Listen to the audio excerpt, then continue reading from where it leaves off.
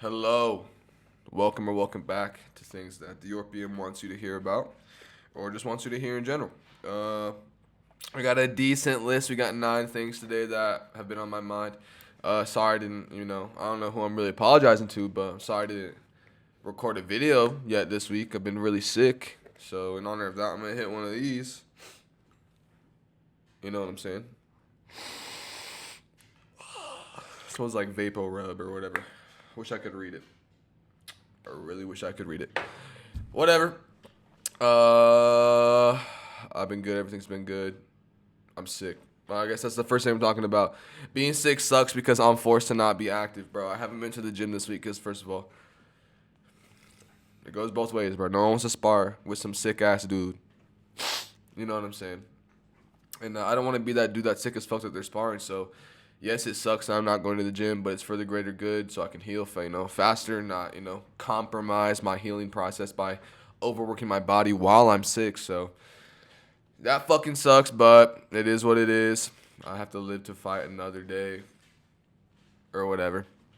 I just want to go hit the bag, but listen. I can throw a couple head kicks. I can work my jab, or whatever. That's light. I haven't done that. I should do that, honestly, now that I'm saying that out loud. That's a good idea. But I don't know. I want to just go run and lift because I've been on my running and lifting shit good like the last couple months for real. So this little getting sick is kind of like honestly a major setback. Some say minor, I say major. Come on, I'm getting in the flow and this shit basically brought me to a fucking halt. But yeah, I haven't been able to go to the gym, so I haven't been able to train or spar, which sucks because starting my week off every week sparring is like the greatest thing ever. It's Monday. I work on Sunday, so my first day of the week is Monday. Basically, my fucking weekend. I get to wake up, have my coffee, watch my media. You know what I'm saying? I can expect Kill Tony later in the day. Monday's good. I get a spar, and yeah, and I can't do that. So my whole week's been thrown off. I've been sitting here going crazy, just watching YouTube, and it sucks because I'm literally just like watching shit I don't even care about, and then I'm just like throwing it away, and I'm living in a psychotic cycle where it's just straight contemplating. And bro, not even to mention I'm going on my Instagram reels and I'm going through the craziest shit right now. Let's see if I just pull one up instantly. I can't even explain it in the words. I'm not even like into the Bible or anything. It's all just like straight up. Literally, I'm getting fed like like not even stupid shit, but it's just so deep and insane, like this.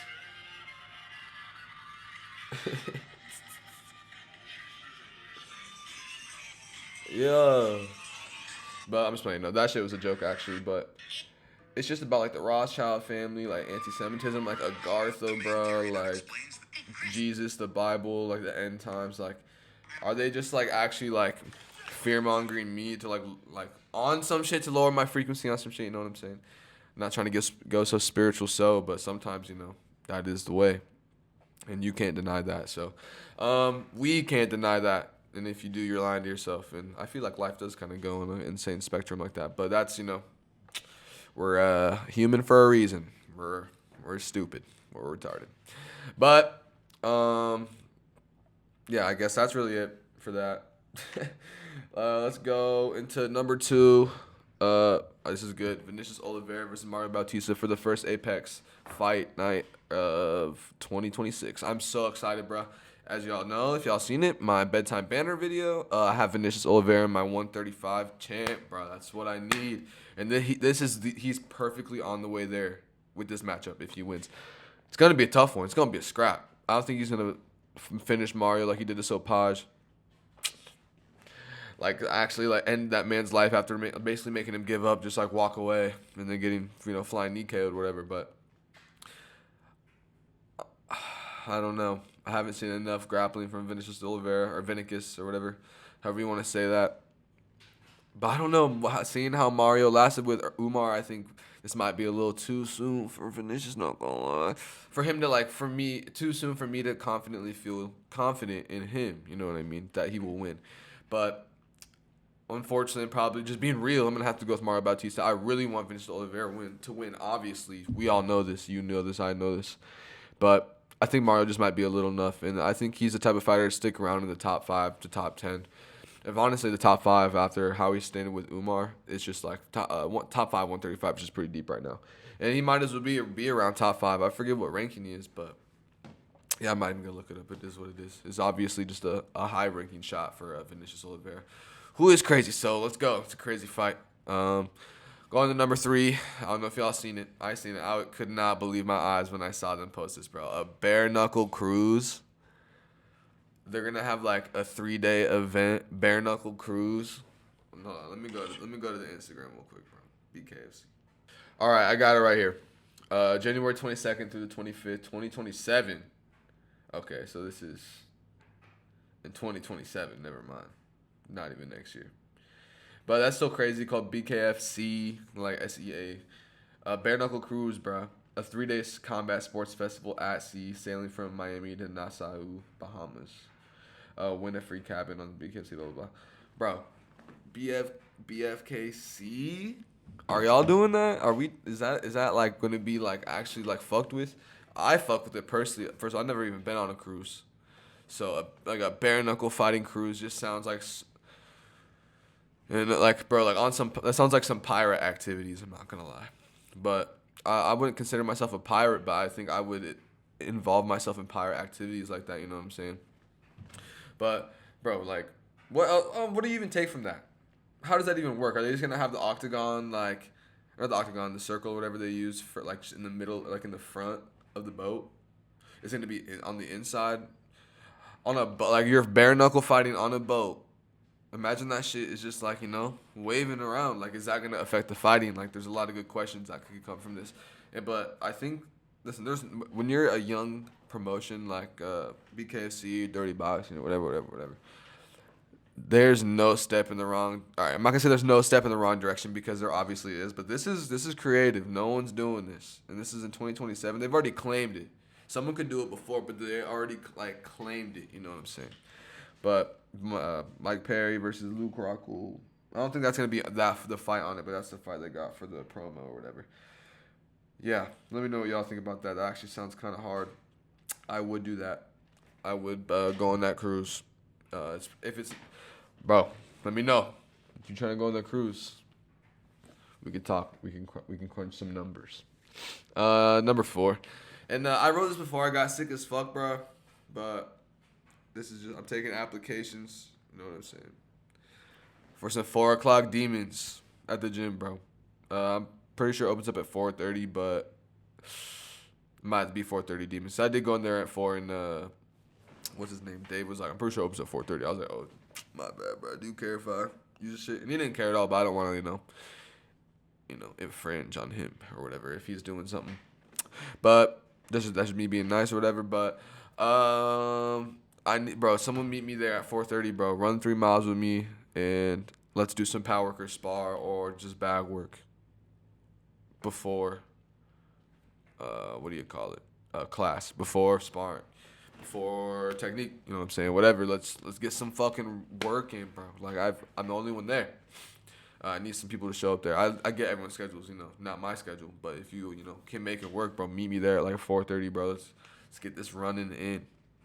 But yeah, I haven't been able to do it because I've been sick and haven't been at the gym, so I feel like I feel like a faker kind of saying that because I haven't really been on that at the gym. Honestly, I usually do that here at home, but I feel if I do it at the gym, I have more of an incentive to like do everything else because I'm literally in the dojo or whatever.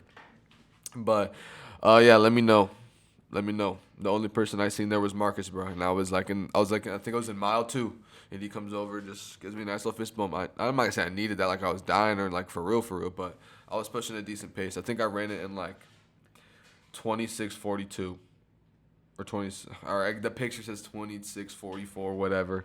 I fucking, was dying, my hand shaking. I just ran 3 miles pretty decently fast. Not like, the best, 3-mile time ever, but for someone who's, only been running for probably like 5 months for real, I'd say that's pretty to me. But anyway, whatever. That's moving on from that. Just let me know, text me on Instagram, you know what I'm saying? Or if you got my number, bro. Number 5. Brandon Royval versus Manel Kopp. Wow, bro. I'm literally so sad that we had to end the year like that, me and Brandon, bro. Like, I just can't believe he got finished, like, up against the cage like that. And I agree. You can't even be mad at the stoppage, bro. That's the worst part. It's because, like, yes, Herb has had some controversial stoppages in the past. But, bro, you saw first split second, Brandon did go out. And then he woke up from the next punch and acted like, you know, they were scrapping. You've seen it first split second. We all seen it. You can, like, lie and say that you didn't or it was a bad stoppage. It wasn't, bro. And that's what makes me mad the most. I can't even blame it on the bad stoppage. It was a good stoppage. But Manel Kopp just doing that. But the real question here is Manel Kopp more deserving of a title shot against Joshua Van than Tatsudo Taira, considering that Tatsudo Taira lost to Brendan Royval by a decision, and then Manel Kopp just finished him? I think so. And he's been around the top of the division way longer. Like, I mean, besides him just missing weight, you know, being fat and just being Manel Cobb doing his dropping 3 dudes outside of a bar and then walking away in like a Ravens jersey, I think, like a Lamar Jackson jersey, like in Baltimore. Like, what the fuck are you doing? But that's a. I see the champ. I see the champ potential in that. 1 second. Yeah, we'll just go on to the next one. Giga Chikadze versus Kevin Vallejos. Argentina got you one, bro. I'm just going to say it like that. And first of all, me thinking about Argentina, I'm thinking about Uruguay. Shout out Uruguay, bro. Nothing but chill people from Uruguay that I've ever met in my life. Anyway, okay, Giga Chikadze versus Kevin Vallejos. Bro, he just spazzed on him. He like threw a spinning back fist, threw like a cross into him, basically dropped him. Giga Chikadze got absolutely destroyed, like fell with his arm behind his back, and he was just out like this, eating elbow after elbow after elbow after elbow after elbow. Ref stops it and stops it. I feel bad for Giga Chikadze. I would retire after that, personally. If Gideon did that dirty and being on like a losing streak, basically. I don't remember if he lost to David O number 1, but I'm assuming he lost since he fought Kevin Vallejos. But come on. That's great. Kevin Vallejos is now top 15, I think, or maybe right outside of it. But I'd hope he's in his top 15. He honestly deserves it after doing that to Giga Chikadze. Who's doing that to Giga Chikadze? Nobody, bro. So that's honestly very impressive. And I'm pretty sure he even said himself that he was just like spazzing on him, and he just went like full retard on him or something. But yeah, that's just those fights. Number 6, bro. This is actually very, very insane and low key, kind of not like serious because it's not like, you know, whatever, the end of the world, but it still just is like, damn, bro, chill, because there's, you know, a bubble for a reason. Getting groped at work as a man, bro. Listen, whatever. I don't even know where to start with this. I guess I'll just start with the story. I have this foretop, bro. It's these 2 husband and wives. They're chill or whatever.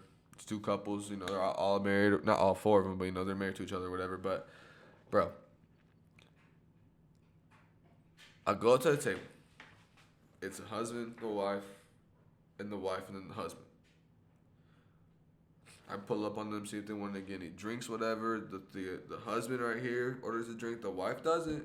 She asked if we have a full bar, saying, nah, not really. We have Tito's and Jack Daniels if you want vodka or whiskey, but we really are a tequila, mezcal, or, you know, an agave bar, whatever. And then I get the other 2, you know, couple, or the other, you know, other 2, whatever. The couple, they order their drinks or whatever, so I go to the bar to go get their drinks as my boss is making them, and she's just over at the bar talking to Pedro, about like what tequilas he recommends or whatever. But then I pull up because, you know, I'm the server, you know what I'm saying? I'm trying to sell them this shit too. So I show her my favorite tequila or whatever, La Gritona. If you haven't had it, it's really good. But it comes in a green bottle, whatever. She like tries it. She's like, ooh, that one's really good. I like that one. And then my boss shows her La Grimas, which is another tequila. So it was $22 shot or whatever. But she liked that one more, which is, you know, good. I'm glad you bought more expensive tequila. Thank you, honestly. You know what I'm saying? But as like I'm showing her my tequila, I'm at the bar right here. Like I'm right here at the bar. She's right here. Like imagine it's the corner of the bar. She like kind of like holds my hand and my wrist as she's like talking to me about how she likes the tequila or whatever. And I'm just like, I'm just literally just not paying any sort of mind to it. I'm like physically, if that makes sense. So like I don't look like I'm like, you know, entertaining that at all. Then I, you know, I kind of, you know, take my arm back away or whatever. She does too. It's just like, I don't even know if she's drunk yet. Probably is if she's acting like that, unless, you know, her and her husband are just like that, just weird, you know what I'm saying? But I make her little shot flights for the table. She orders 4 shots of the lagrimas for everybody. You know, I make it look good on the little concrete slab we got. You know, really cool, really nice. I bring it over. Uh, she says thank you, whatever. She kind of tries to hold my hand against the table, just like doing too much, and you know, don't mind it. Just don't mind it, whatever. Just be a Chad my way through it, basically. You know, Mago way or whatever. But what even happens next, bro? Whatever. I do my job of going to check on them, and she's like, "Can you give me that second round, please?" Which was Lagritona or whatever. And I was like, yeah, bet. I'll go get that. So I go back there. I make it even look way better than the first one because it's the one that I recommended. So there is just a dynamic to it. But what? This is where the groping happens. I literally am at the corner of the table, not where I was standing initially, where it's the husband and then the wife and the wife and the husband. I'm kind of standing at the other side of the table where the wife is, like bringing her the shot, like the little concrete slab to put it in front of her because she's the one that ordered them for real for the table. And bro, I don't even like. So I said it there, whatever. They enjoy it. I set it off. She says, "Thank you. I love everything you're doing. I really appreciate you being like overly nice, whatever. I'm just eating it. Moving on. Then I go back again doing my job, checking in on it, make everything good." And I stand where I was the second time, where it was like on the corner of the table by the wife or whatever, just because that's just, the direction of the restaurant, whatever. It's just not that crazy. She's obviously faded. She's like holding my hand again, talking about how she's so grateful and like we have done such a good job, this, that, blah, blah, blah. And her friend or like the other couple across from them, where she even said out loud, "Wow, she's trying to hold your hand." And I don't even know, but just basically said that out loud, and she literally didn't stop holding my hand, or maybe she did. No, she did stop holding my hand in like a little bit of a way or whatever. But that's what makes me think her husband doesn't care. But we'll get to that after this. But basically, how I was groped. I was standing there, and after she like stops holding my hand, she looks at me. She's like, "Maybe you should have a shot with us to see so you can understand how we're feeling." And first of all, in the moment, I really was just like, nah, I'm good. I don't even drink for real. Like, I'm too locked in. Like, I'm just saying, I'm dropping all the stupid reasons that they basically don't even understand what I'm saying. I'm talking a different language to them. But as she fucking says, "You should have a shot to see what we're feeling." Bro, she takes her left hand. Imagine I'm her sitting right here at the table, and I am your server right here. I'm applying that, you know what I'm saying? She is sitting right here, takes her left hand, and like caresses the inside of my thigh up towards my balls in a way, basically. But like not like she didn't touch my shit, bro. But like it just like, it was right there. So I'm standing right here, and she just goes like from behind my leg, like basically like that, But like I'm standing right here, my leg wasn't up, just to like show y'all the visual. She literally just like. Basically just like gropes me, not even basically, literally gropes me. But chatting through that was tough, not gonna lie. I'm not like fucking, I'm not like, this isn't bringing me down, you know what I'm saying? Like, people would kill to have some sort of like fucking interaction like that with someone, but actually having that happen is just like, it's just not cool. You know what I mean? And what makes me think, first of all, her husband's right next to her this whole time. The whole time, bro. And I'm literally just working, bro. Just serving my Mexican food and bringing my margaritas. I'm just doing what I do. That happened. And then, I bring the checks to the husbands or whatever. The wives go to the bathroom. Who cares? I'm talking to her husband, and he's basically saying, "Oh, thank you so much. Like, you were really good, blah, blah, blah." He wasn't fucking, being weird, sweet talking no way or whatever. But, like, that's what got, not even like that I was expecting him to sweet talk me, but, like, a normal man would, like, feel, I'm sorry, just is what it is, would feel some way if their wife was doing that to a server, unless you guys are, like, open. You know what I mean? So I think the vibes are just weird, and get that demonic activity out of my vicinity immediately. Anyway, moving on to the next one. Number 7. Fighting for my life to not replace the air filters at Jiffy Lube when I go to get an oil change, especially around this time of year, bro. I'm like broke, bro, basically. And I can't afford a $90 air filter that makes everything turn up to like $200, bro.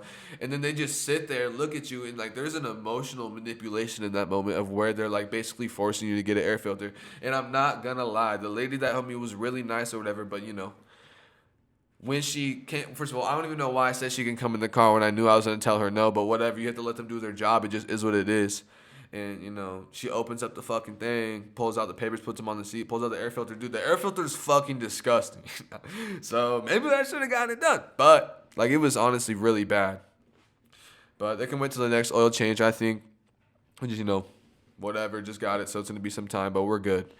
But I just like tell her immediately, I'm like, I see that it is terrible, but I cannot do it right now. And she like looks at me like, you're good, it's okay.